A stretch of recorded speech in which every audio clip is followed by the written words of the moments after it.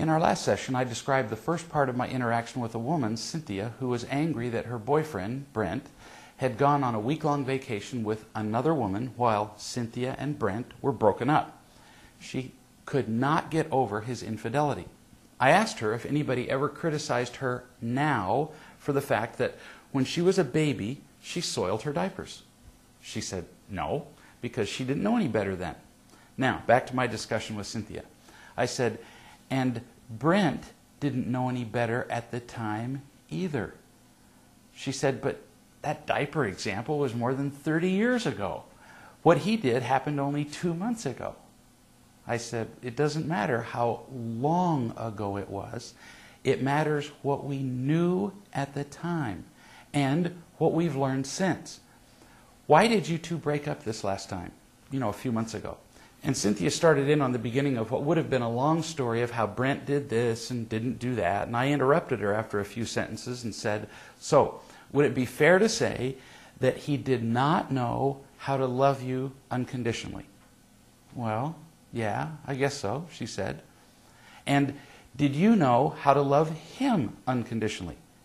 Did you know anything about real love back then? Not really, she said. Which is why the two of you kept breaking up and coming back together. And break up and back together, on and on, right? Yeah, she said, I guess that's right.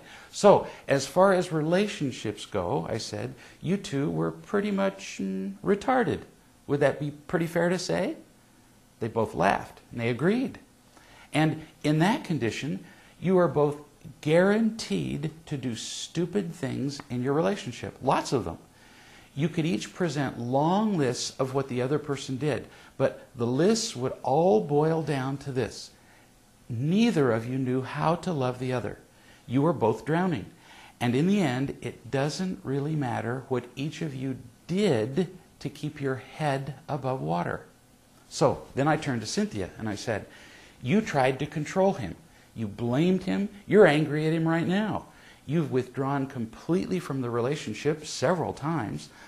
All those things have helped you survive, and you've continued to do them even though they hurt Brent. Now, you didn't do them to hurt Brent. That wasn't your purpose.